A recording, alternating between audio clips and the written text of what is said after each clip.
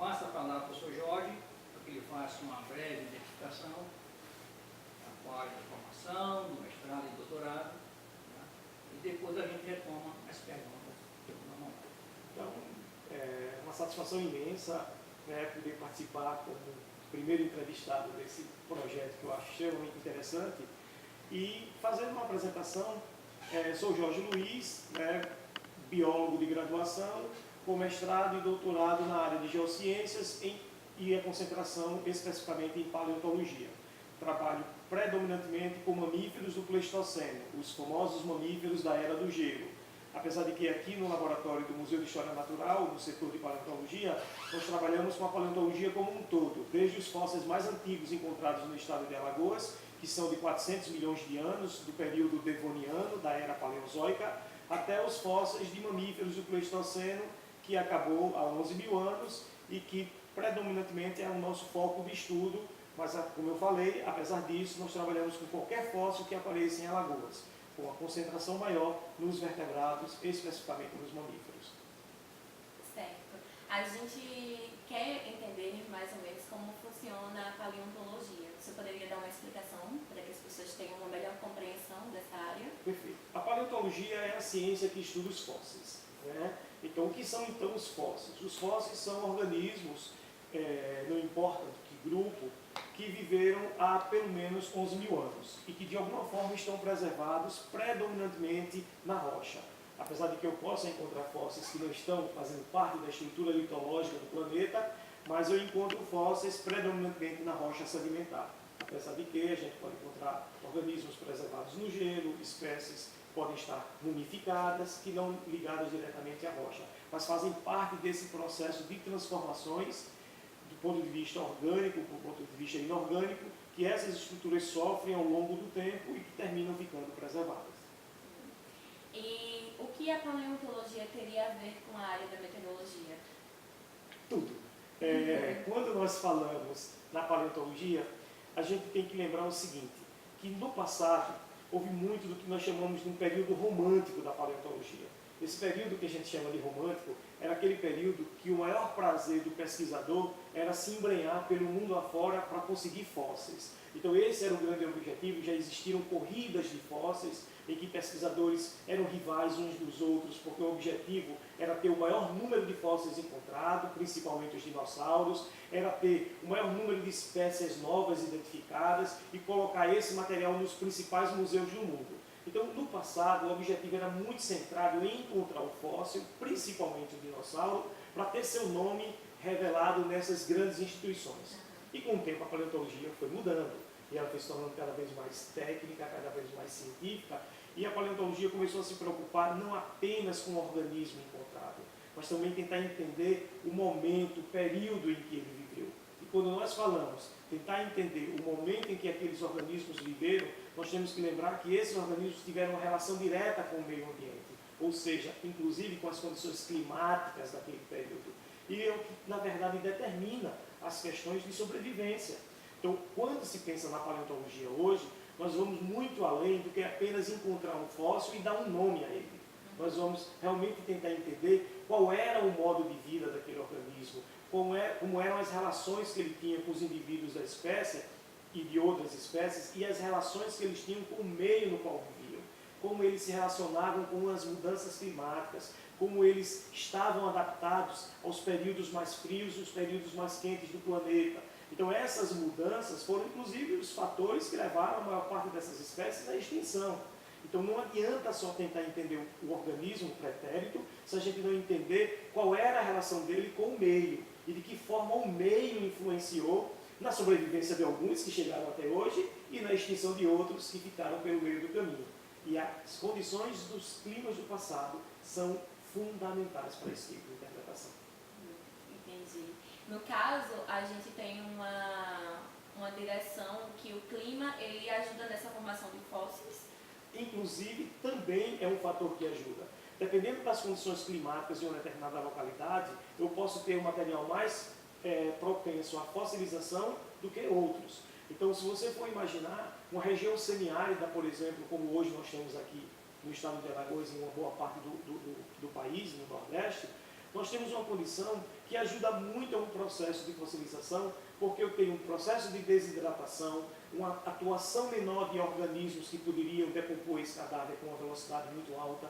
Então, esses fatores climáticos, como um ambiente mais seco e mais quente, favorecem, inclusive, a uma preservação por um tempo maior, que dará chance, no futuro, talvez, da fossilização. Então, as condições do clima são fundamentais. Um cadáver se decompõe muito rapidamente em ambiente úmido, em solo muito orgânico, porque eu tenho muito ácido carbônico envolvido nesse solo. Então, esses processos de decomposição terminam não preservando nada. Então, as condições climáticas do presente ajudam ou vão ajudar, inclusive, na preservação de estruturas para daqui a, no mínimo, 10 mil anos. No caso, a gente está falando de que hoje, nesse momento, a gente vai ter um fóssil que vai se formar e que futuramente a gente vai poder utilizar ele nesse momento para descrever um clima ou alguma coisa relacionada a isso? Exatamente. Hoje, organismos mortos que estão sendo soterrados, eles no futuro com certeza serão estudados, não pela gente, né? Daqui a 10 mil, 15 mil anos, serão outros, mas nesse intervalo de tempo, eles terão todas as possibilidades, dependendo das condições daquela localidade, de terminar ficando preservado. E ficando preservado será objeto, sem dúvida nenhuma, foco de estudo dos futuros pesquisadores que virão pela frente. Então isso é uma condição extremamente importante, né, que é a preservação. Da mesma forma que aconteceu no passado, continua acontecendo hoje. Então, o que aconteceu no passado somos nós hoje que estamos olhando, como no futuro serão outros que irão olhar aquilo que está realmente ainda acontecendo agora.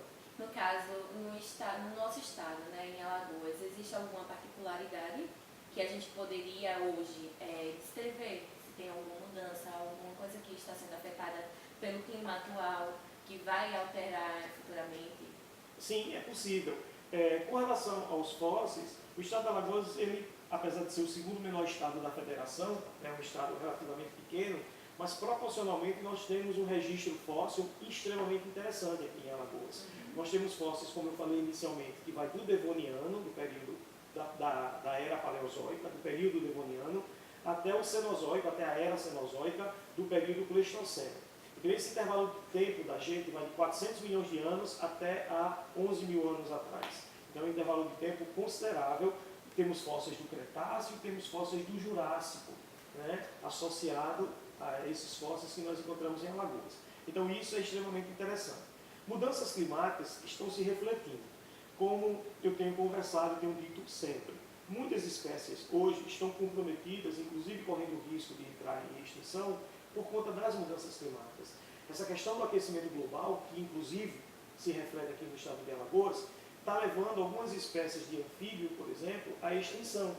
Então, muitas espécies podem estar condenadas não apenas pela presença humana, do que eu digo numa ação direta, uma ação de ir lá e extrair esses animais da natureza ou destruir o habitat deles, mas a temperatura aumentando está favorecendo a micro-organismos que são patógenos para essas espécies mais sensíveis. Então, isso se deve muito a um fator clima, tá? Que tudo bem, pode ter interferência direta do homem, mas é o clima que está influenciando algumas outras espécies a prevalecerem, e aí em detrimento de outras. Então, as condições também têm afetado. Entendi. E no caso do pessoal que está se formando em meteorologia, as pessoas que pretendem estar na meteorologia, um meteorologista ele pode trabalhar na área de paleontologia? Sem dúvida nenhuma. Inclusive, muitos meteorologistas trabalham em parcerias com paleontólogos, porque reconstituição do clima do passado é extremamente interessante e nós fazemos isso com caverna. As cavernas registram, pela concentração de isótopos de oxigênio, elas nos dão indício de como eram os períodos em que aqueles espeleotemas, aquelas estruturas carbonáticas se formaram. Então, eu sempre digo isso. As cavernas, elas são um HD do passado. Elas têm na memória o que aconteceu do clima no passado. Então, cavernas são formidáveis porque os espeleotemas são estudados e são eles que indicam as condições climáticas de uma determinada região. Da mesma forma que o gelo preservado é um indicador de clima do passado. Os espeleotemas, estruturas formadas por carbonato de cálcio, também são excelentes indicadoras. Então, um meteorologista estudando isso, ele é capaz de também descrever como era o clima do passado em determinadas regiões. Se havia maior precipitação, se havia menor precipitação, quente, úmido ou quente e seco, frio, úmido ou frio e seco, como é as condições daquela localidade, porque isso está preservado em alguns tipos de calcários. Então, um meteorologista é fundamental, inclusive, para esse tipo de estudo. Nossa, porque tem muita gente na meteorologia que não sabe que a paleontologia poderia ter essa ajuda, né? Tem muita gente que não tem essa informação. E a ideia do projeto é mostrar tanto para os nossos alunos como para as pessoas que ainda pretendem entrar, né, que a meteorologia tem uma abrangência de áreas, né? E a paleontologia é uma área muito interessante, só que às vezes pouco valorizada pela sociedade em geral. E também eu tenho uma dúvida sobre como são feitos os estudos científicos, como é que o museu vai em um determinado local recolher fósseis, ou como é que vai ser feito esse mapa de identificar que aquela região possa ter algum fóssil importante, entendeu? A maioria das nossas pesquisas iniciam com relatos de pessoas que moram nas localidades. Então é uma coisa muito comum, moradores de uma determinada localidade mandarem uma informação que foram fazer um barreiro, foram cavar alguma coisa e apareceu ossos de bichos estranhos e coisas desse tipo. Então a forma mais comum de uma informação chegar aqui é por relatos de quem vive nas localidades. Às vezes não é só nem morador querendo fazer algo desse tipo, às vezes é uma estrada que está sendo aberta, às vezes é uma ferrovia que está sendo aberta. Então essas intervenções humanas, elas terminam expondo rochas que podem ter um bom material preservado lá, um bom material fossilífero preservado nela. E aí nós começamos os trabalhos.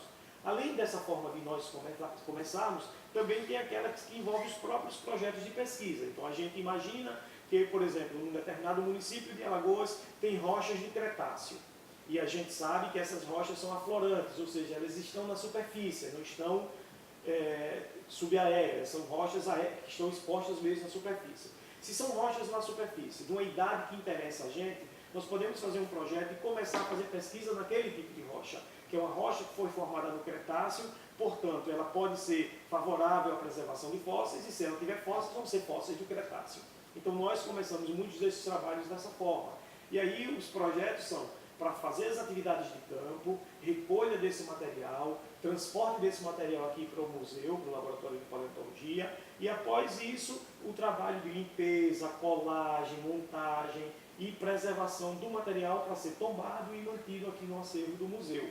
E é esse material que serve como objeto de estudo. E a partir daí a gente vai tentar entender o que é aquele fóssil, onde é que ele estava, como é que ele estava, quais são as características que ele apresenta do ponto de vista anatômico, né, se eles apresentam alguma patologia, se eles apresentam algum processo de alteração durante a fossilização. Então são todas etapas que são investigadas aqui no laboratório.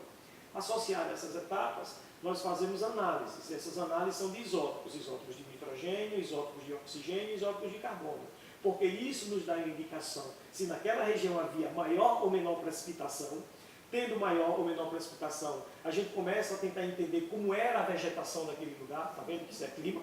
A gente começa a ver como era a vegetação do lugar, para saber, inclusive, qual era a composição florística daquela área, para esses organismos estarem lá concentrados. Analisando isótopos de carbono, por exemplo, nós conseguimos saber a dieta alimentar de um organismo. E saber da dieta alimentar, nós sabemos se aquela área era uma savana, se aquela área era uma floresta, se aquela área era um campo. Nós conseguimos identificar por conta do tipo de alimentação e do